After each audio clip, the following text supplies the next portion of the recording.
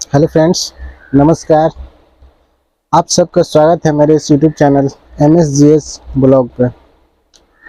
दरअसल आज के इस एपिसोड में हम लोग एक सब्जेक्ट ज्योग्राफी के बारे में थोड़ा समझने की कोशिश करेंगे कि ज्योग्राफी क्या है, इसमें किन किन चीज़ों को पढ़ना होता है एंड एक्सेट्रा, सब चीज़ें इसमें कवर करने की कोशिश करेंगे। ये वीडियो पूरी तरह से ज्योग्राफी का परिचय होगा, यानी कि भूगोल का परिचय। चलिए शुरू करते हैं। लेकिन सबसे पहले हम लोग कुछ सवालों पर डिस्कशन करते हैं, क्योंकि सवाल देखना बहुत इम्पोर्टेंट है, बहुत ज़रूरी है। कि पहले सवालों को देखते हैं। हम सभी मनुष्य हैं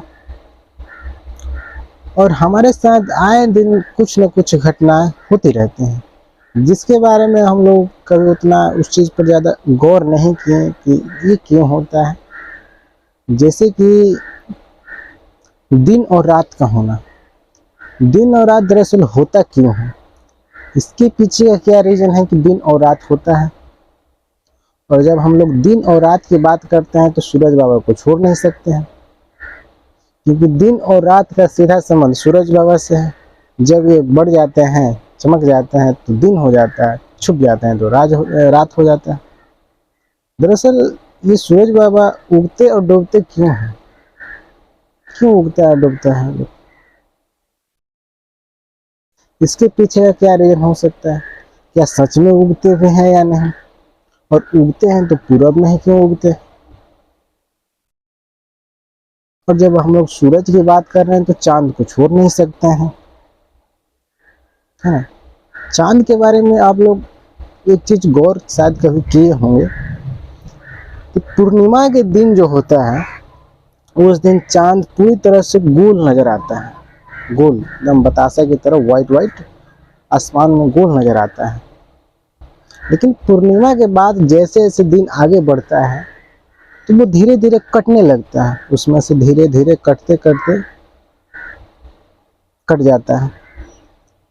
फिर अमावस्या के बाद धीरे धीरे वो बढ़ने लगता है।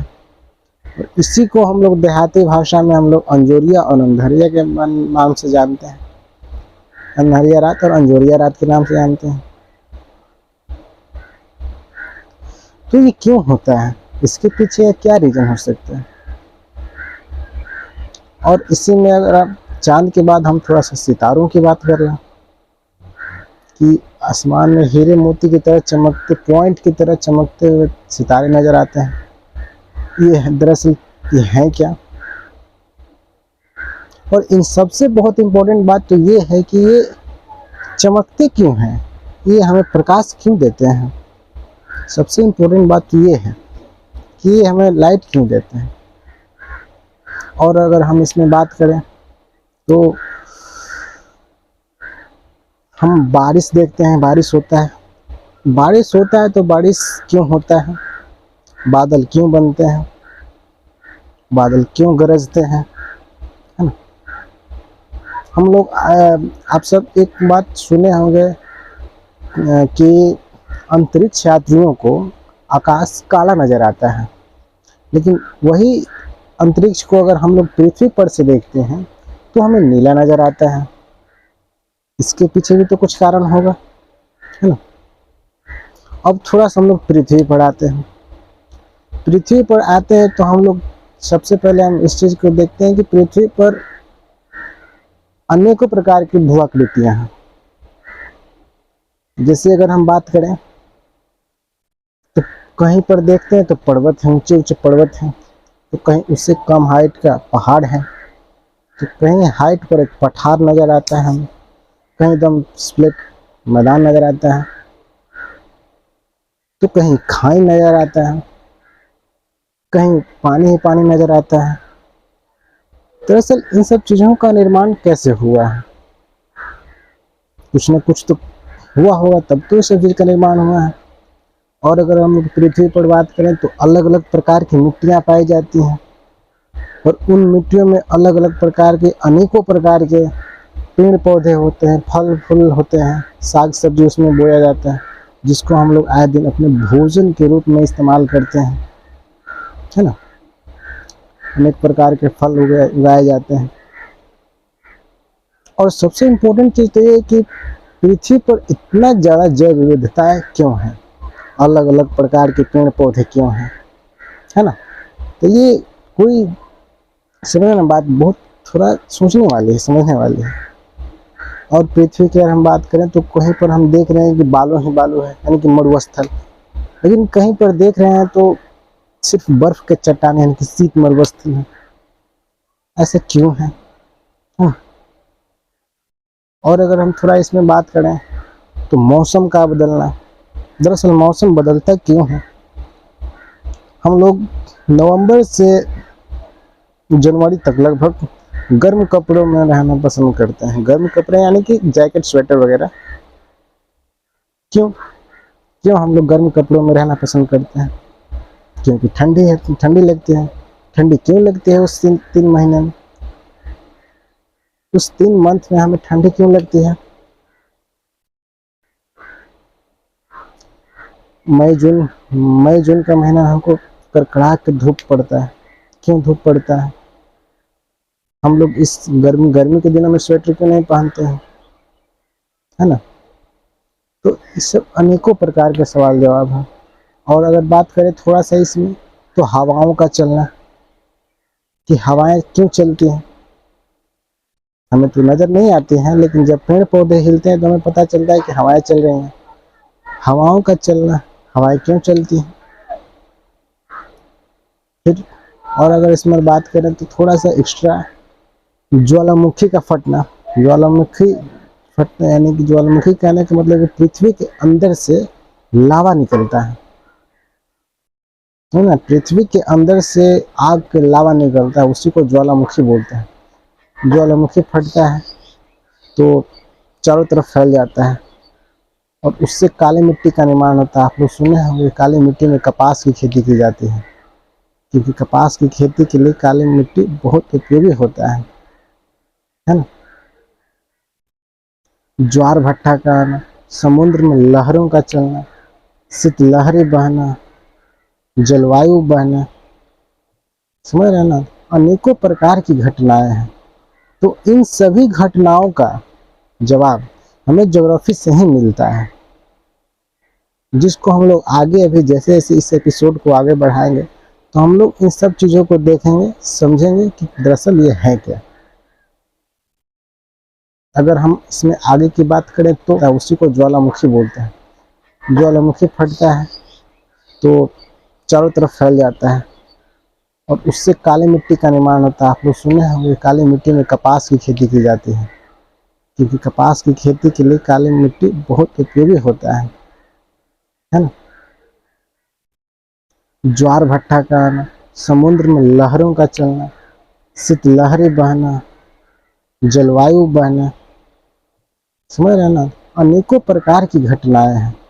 तो इन सभी घटनाओं का जवाब हमें ज्योग्राफी से ही मिलता है, जिसको हम लोग आगे अभी जैसे जैसे इस एपिसोड को आगे बढ़ाएंगे तो हम लोग इन सब चीज़ों को देखेंगे, समझेंगे कि दरअसल ये है क्या। अगर हम इसमें आगे की बात करें तो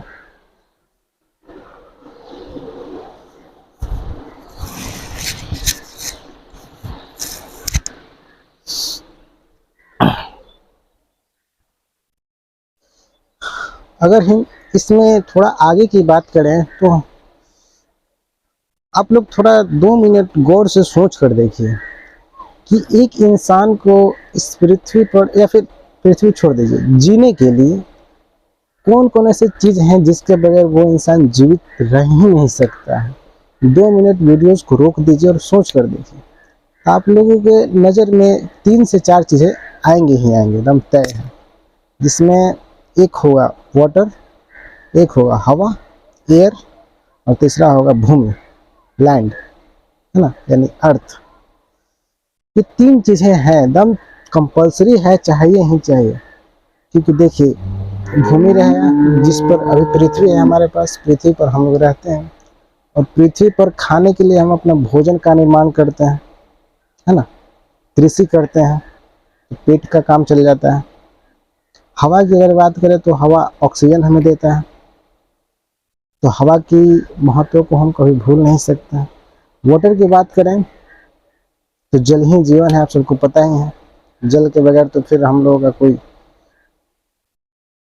समझ रहे हैं बात को। और एक इसमें एक और चीज हो सकता है जिसको सनलाइट हम बोलते हैं, क्योंकि भोजन बनाने के लिए विदाउट सनलाइट भोजन भी नहीं बन सकता है।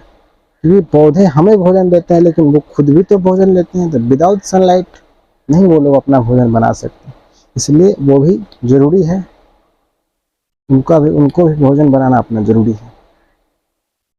अब आइए थोड़ा सा इसमें आगे की ओर हम लोग देखते हैं। इन सभी सवालों का जवाब, सवालों के बाद थोड़ा सा अब हम लोग ज्योग्राफी को एक डेफिनेशन देते हैं, क्योंकि डेफिनेशन किसी भी चीज़ का एक बंधन होता है और उस बंधन में बंधने के बाद वो पूरी तरह से पैक हो जाता है। जितना भी उसके अंदर विस्तार करना है उसी बंधन के अंदर में उस चीज़ का विस्तार होगा।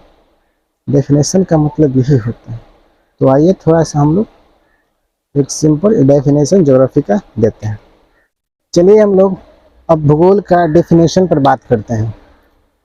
तो भूगोल के डेफिनेशन की अगर हम बात करें तो 5 या 6 क्लास में हम लोगों को हमारे शिक्षक एक सिंपल डेफिनेशन सिखाते थे, जिसमें वे लोग भूगोल शब्द का संधि विच्छेद कर देते थे। इसमें भू एक तरफ भू और प्लस गोल, यानी कि भू मतलब पृथ्वी और गोल यानी कि पृथ्वी गोल, और इसको लैंग्वेज में लिख देते थे कि पृथ्वी गोल है, यही भूगोल है। और इसको याद करना भी बहुत आसान होता था कि एकदम सिंपल तोड़ दीजिए और याद कर लीजिए।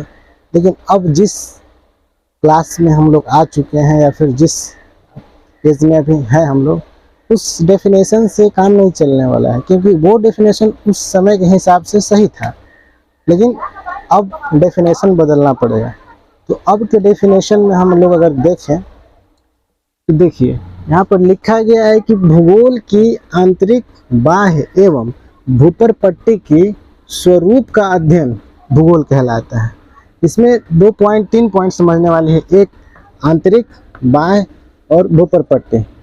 आंतरिक कहने का मतलब है कि आंतरिक में हम लोग क्रस्ट, मेंटल और क्रूड का अध्ययन करते हैं, जो कि पृथ्वी की आंतरिक संरचना है। और बाह्य कहने का मतलब है कि पृथ्वी की अवस्थिति के बारे में हम समझेंगे कि पृथ्वी दरअसल है कहाँ, किस आकाश गंगा में है, समझ रहे हैं ना। और भूपर पट्टी की अगर बात करें तो भूपर पट्टी पर विभिन्न प्रकार की चीज़ें हैं, चाहे आकृति की बात करें, वनस्पति की बात करें, या फिर जल की बात करें, या फिर एक्सेट्रा बहुत सारी चीज़ें हैं जिसका अध्ययन हम लोग इसमें ज्योग्राफी में ही करते हैं। अब आइए थोड़ा सा इसको बांटते हैं ज्योग्राफी को। हमारे भूगोलवेताओं ने ज्योग्राफी को अपने अध्ययन की दृष्टि से इसको बांट करके पढ़ने की कोशिश की है। इसमें सबसे पहले उन लोगों ने भूगोल को 2 पार्ट में डिवाइड कर दिया। एक को बोला गया भौतिक भूगोल और दूसरा को बोला गया मानव भूगोल।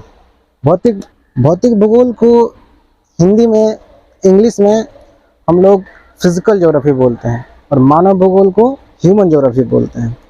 और इस फिजिकल ज्योग्राफी को भी डिवाइड कर दिया गया है। इसमें एक है भू आकृति, जिसको हम लोग जियोमॉर्फोलॉजी बोलते हैं। एक है जलवायु, जिसको हम लोग क्लाइमेटोलॉजी बोलते हैं। एक है जल, जिसको वाटर बोलते हैं हम लोग। एक है समुद्री विज्ञान, जिसको हम लोग ओशियनोग्राफी बोलते हैं इंग्लिश में। और एक है जीव एवं वनस्पति विज्ञान, जिसको हम लोग बायोलॉजी बोलते हैं।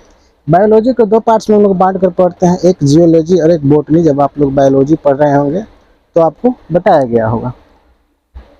और यहाँ पर फिर देखिए जलवायु को तापमान, वर्षा, आर्द्रता और पवन में डिवाइड किया गया है। दरअसल इसको डिवाइड नहीं किया गया है, बल्कि इस जलवायु को समझने के लिए हमको इतने चीज़ों को पहले समझना पड़ेगा, क्योंकि जलवायु एक बहुत बड़ा ज्योग्राफी में एक अहम सब्जेक्ट है, एक बड़ा चैप्टर है ज्योग्राफी का।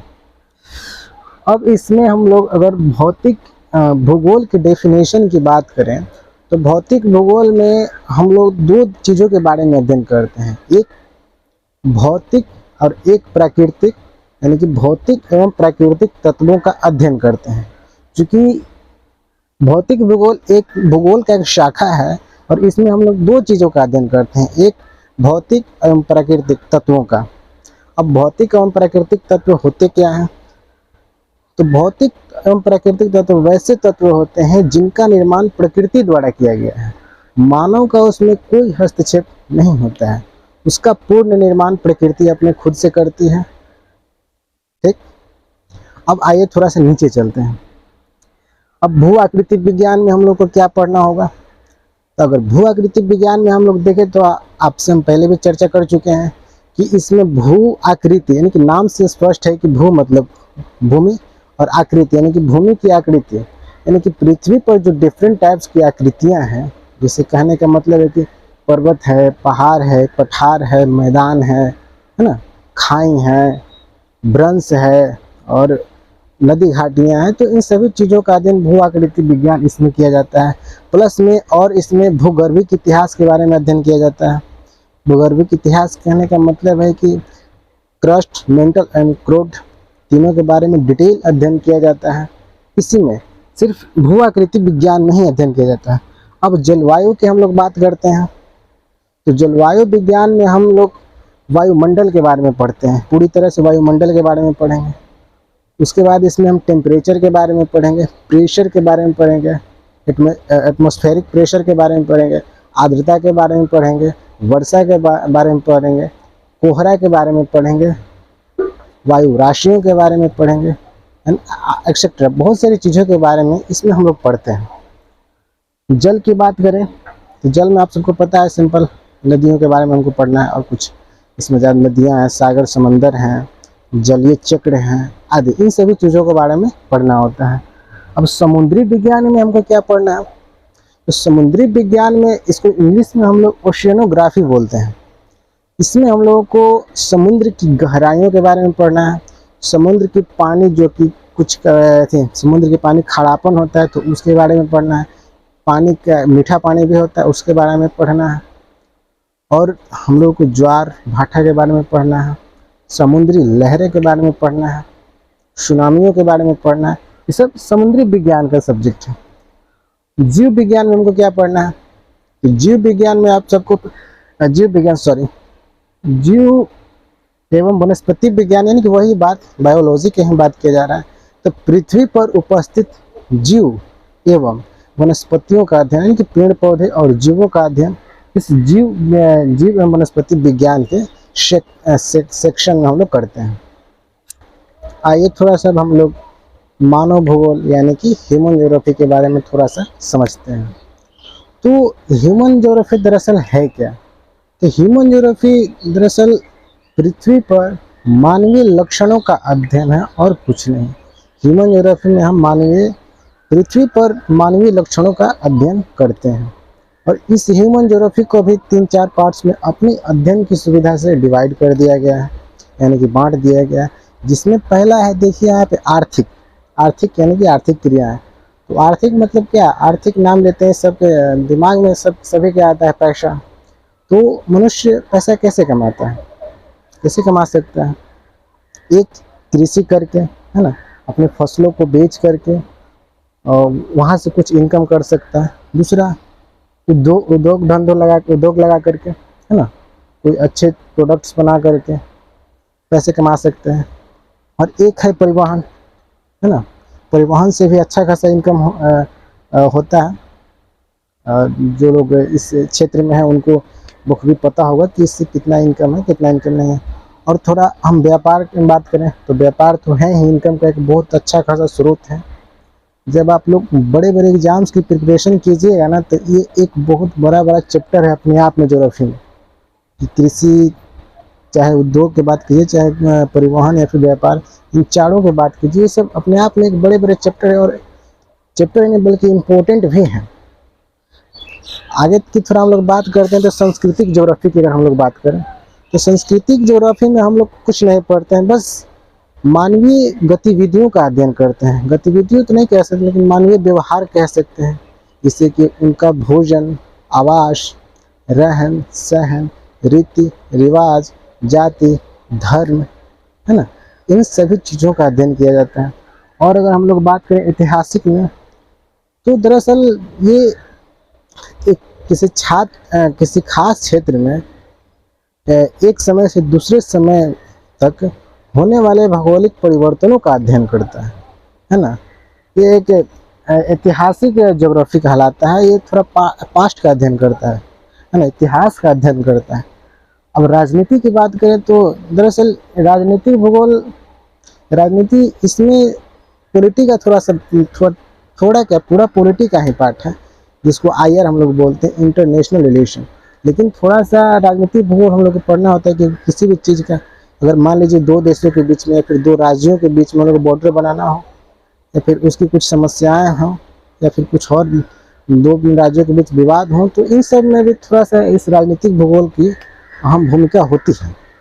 इसलिए हम लोग इसमें ज्योग्राफी में इसको पढ़ते हैं। एक और जो इसमें होता है जिसको हम लोग बोलते हैं जनसंख्या भूगोल, पॉपुलेशन ज्योग्राफी, जिसके बारे में हम जनसंख्याओं के बारे में अध्ययन करते हैं कि पुरुष की जनसंख्या कितनी है, महिलाओं की जनसंख्या कितनी है, ओवरऑल पूरे भारत की जनसंख्या कितनी है। इन सभी चीज़ों का अध्ययन हम जनसंख्या भूगोल में करते हैं। तो यही था आज के इस एपिसोड में, और तो मुझे नहीं लगता है कि इसमें और कुछ होना चाहिए। और अब आप लोगों से अगर हम ये सवाल पूछ दें कि क्या हम ये कह सकते हैं कि भूगोल से ही जीवन है, आप लोग कमेंट करके ज़रूर बताइएगा कि क्या इस बात को हम कह सकते हैं कि भूगोल से ही जीवन है। तो आज का ये एपिसोड आप सभी को कैसा लगा? जैसा भी लगा, मेरा विश्वास है कि आप लोगों को समझ में आया होगा। तो समझ में आए, अच्छा लगा तो चैनल को सब्सक्राइब कीजिएगा, लाइक कीजिएगा, और हो सके तो एक दो दोस्त में शेयर भी कर दीजिएगा। और फिर मिलते हैं किसी नेक्स्ट एपिसोड में। तब तक के लिए बाय।